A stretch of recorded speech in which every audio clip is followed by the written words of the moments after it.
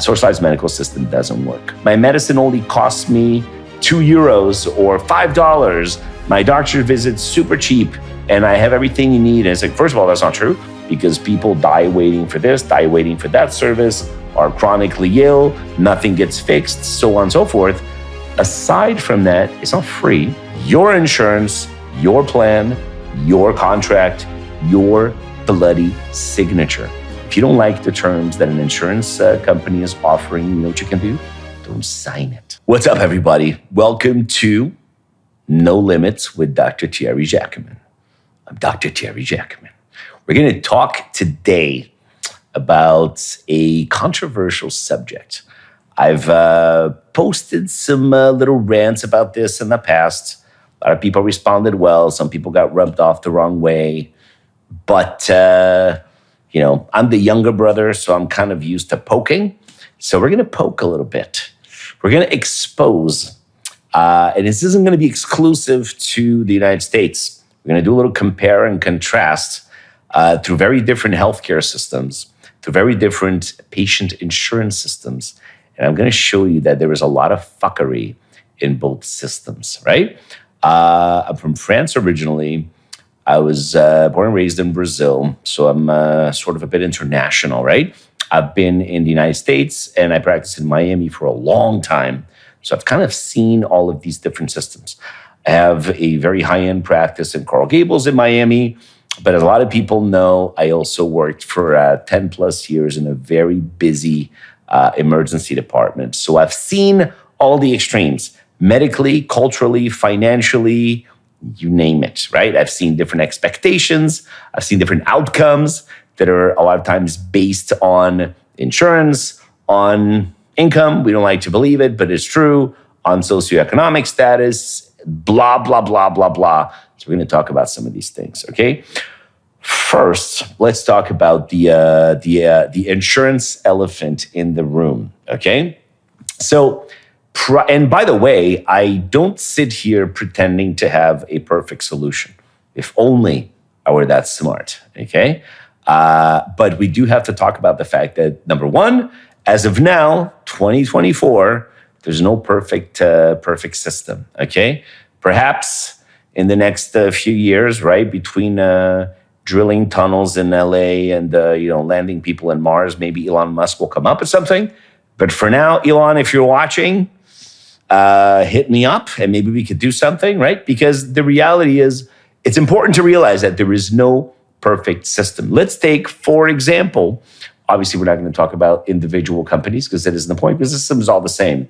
But if we talk about private insurance companies in the United States, right? Let's face it, right? Like by definition, that's a flawed system. Why? Because you have a private corporation that essentially pretends to serve two masters, right? It pretends to serve its shareholders, and then it pretends to serve its clients, which are its patients. At the end of the day, right, we know very well who takes priorities.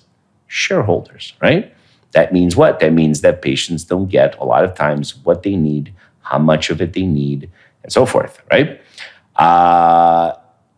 You can make an argument that that system is a workable system if at least one side of the healthcare battle were actually happy with it. Meaning, if physicians were happy with the system and patients were miserable, or if patients said, this is great, but doctors hate it. But the fact of the matter is that isn't true. Pharmacies hate it, hospitals hate it, doctors hate it, patients hate it. But you know what? It seems to be the best thing available, right? And bear in mind, right, as I often have to remind some patients, even in my own setting, which is, let's face it, like a pretty privileged setting of, my insurance doesn't cover for this, my insurance doesn't cover for that, whatever. And I'll be honest, sometimes that blame somehow ends up being on me. And I have to sometimes tactfully, sometimes not so tactfully remind people that it's, as you said, your insurance, your plan, your contract, your bloody signature. If you don't like the terms that an insurance company is offering, you know what you can do? Don't sign it. Do something else, right? Don't carry it. Pay cash. Oh, I can't pay cash. But then you're somehow constrained by the plan that you have chosen. You're going to learn more about me and about my mindset as we go forward here, but victim thinking doesn't fly with me, okay? So it's your responsibility. It's your bloody health, for starters.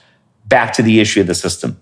The problem, again, is that it's a company that serves two masters, but we know very well, let's not fool ourselves, right? Let's not fool ourselves. It serves primarily the shareholder master, okay?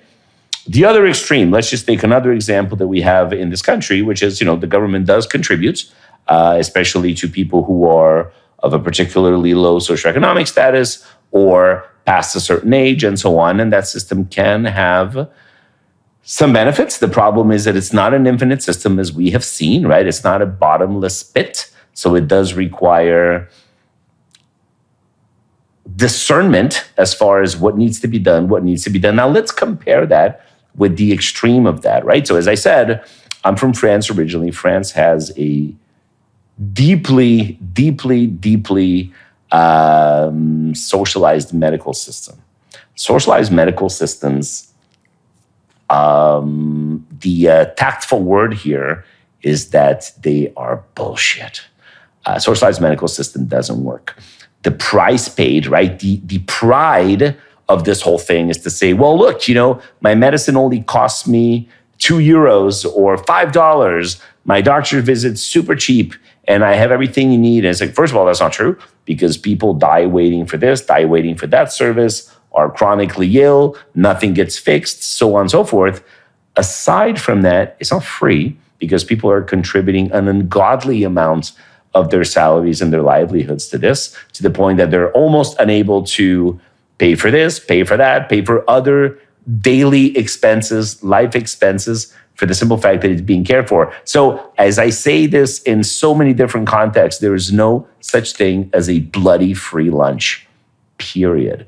The problem, again, with the socialized medical system, right? You can sit there and argue, well, everybody gets what they need, this and that. I'm telling you that is not true. I'm also telling you that the counterpart to that system, which is the private healthcare system that exists in America, is also not a perfect system, right? And I'm also telling you, with all the humility in the world, I don't pretend to have a perfect solution. I wish I did, because it would help a lot of people, but I don't.